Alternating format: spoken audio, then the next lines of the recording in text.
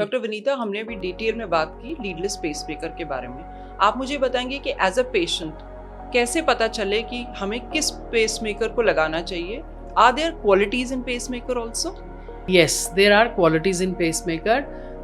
Pacemaker और जो बाकी के डिवाइसेस होते हैं, इनमें क्वालिटी डिफरेंट तरह की होती है। देखिए, we primarily deal with 4 companies. जो सारी कंपनीज हैं, चारों कंपनीज हैं, दे आर इंटरनेशनल कंपनीज।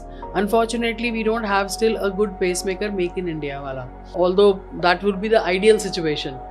लेकिन जो कंपनीज हैं, हर एक कंपनी का अपना अपना एल्गोरिदम है। एल्गोरिदम मतलब किस तरह का पेसमेकर कैसे काम करेगा, वो किस तरह के फंक्शंस करेगा, उसको एल्गोरिदम बोलते हैं।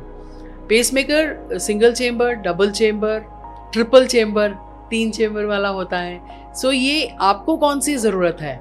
आई think the best way to do is either consult a cardiac electrophysiologist और आस्क योर कार्डियोलॉजिस्ट, कि वो डिसाइड करेंगे। सिंगल चेम्बर पेसमेकर्स जो हैं, जनरली हम उनकी रिक्वायरमेंट कम होती है, डबल चेम्बर पेसमेकर ही लगाते हैं। और 3 तार वाले पेसमेकर उनको ज़रूरत होती है जिनका हार्ट फंक्शन कमज़ोर होता है। उनका हार्ट फंक्शन को इम्प्रूव करने के लिए हम 3 तार वाला पेसमेकर लगाते हैं, जिससे हम हार्ट की डिसिंक्रोनस मूवमेंट को सिंक्रोनस मूवमेंट में कन्वर्ट करके उसका हार्ट फंक्शन नॉर्मलाइज करते हैं। जी डॉक्टर विनीता, आपने बहुत अच्छे से बताया कि कार्डियक इलेक्ट्रोफिजियोलॉजिस्ट क्या काम करता है।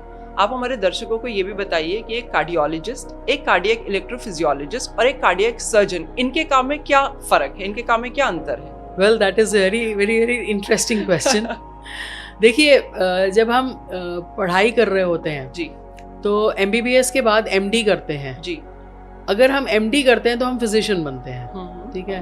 MD के बाद हम कार्डियोलॉजी की ट्रेनिंग करते हैं, DM या DNB कार्डियोलॉजी में करते हैं।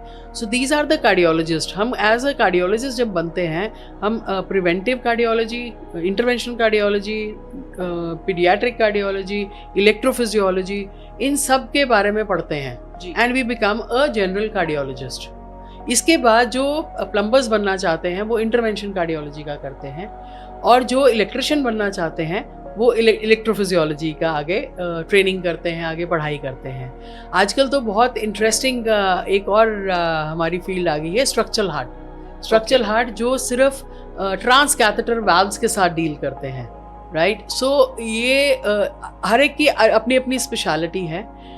एक कार्डियोलॉजिस्ट सब चीज़ों को देखता है, जैसे it is a world of specialisation now. पहले, आज से 20 साल पहले, एक कार्डियोलॉजिस्ट सब कुछ करता था, पेसमेकर भी लगाता था, एंजियोप्लास्टी भी करता था, OPD भी करता था, एको भी करता था, पीडियाट्रिक पेशेंट भी देखता था। लेकिन आज things are different. See, if I have to get an echo done, I request my non-invasive colleague to do that, right? If I have a pediatric patient, like कोई बच्चे धड़कन की तकलीफ के साथ अगर 10 साल की उम्र में या 12 साल की उम्र में आए, so I look at my paediatric cardiologist friend to give me the opinion कि उनका हार्ट स्ट्रक्चरली नॉर्मल है, कैसा है, या कुछ अगर मेरे को आगे और उनकी हेल्प चाहिए होती है। इसी तरह से अगर पेशेंट को वाल्व की प्रॉब्लम है तो the valve structural heart people come in and they से कि इसको हम बिना सर्जरी के इस वाल्व को फिक्स कर सकते हैं। सो ये कार्डियोलॉजी का डोमेन है। अगर आपने MBBS करके MS सर्जरी किया और उसके बाद आपने CTVS में ट्रेनिंग किया है, MCH किया है या DNB किया है, तो आप कार्डियोथोरैसिक सर्जन बनते हैं।